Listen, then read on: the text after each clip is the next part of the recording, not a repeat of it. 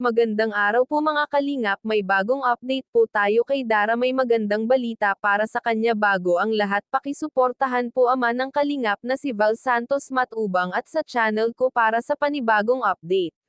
Sa ngayon mga kalingap, nasaksihan natin na buo na ang pamilya ni Dara. Tila ba nakumpleto na ito sa araw na inaantay na pagkakataon ni Dara. Labis na nasaya ang nadarama ni Dara, dahil biglaang nabuo na ang kanilang pamilya. Sa wakas ay hindi na malulumbay si Dara sa Pasko, kapiling na niya ang mahal niya sa buhay. Kaya sa pagsapit ng Pasko ay sama-sama nilang ipinagdiwang ang araw ng Pasko, kaya naging maganda ang samahan nila at ng kanyang mga iba pang kapatid, lalo na ang kanyang tatay. Makikita nating napakasaya nila dahil sama-sama na sila pati na sa bagong taon.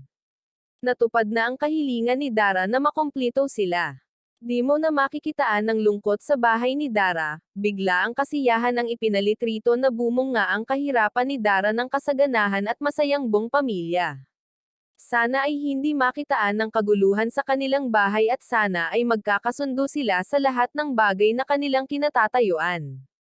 Kung hindi dahil sa mga kalingap, tuluyang nagbago ang buhay ni Dara. Nabanggit rin rito na dito na mismo maghahanap buhay ang kanyang ama para hindi na mawalay pa sa mga anak niya. Kaya nagbabalak itong kumuha ng motor para sa kanyang hanap buhay at nalaman iyon ni Kuya Rab, kaya mukhang sasagutin nito ang hinihiling ng ama ni Dara. Pero di pa naman natin alam kung sasagutin ba nila ito. Gusto ng ama ni Dara na gawing hanap buhay ang motor gaya ng paglalako ng kanyang paninda o kaya gawing service lamang nila. Para naman makatulong siya kahit papano, dahil ayaw nga nitong tumunganga lang sa bahay at nakasanayan na rin ng kanyang katawan na magtrabaho.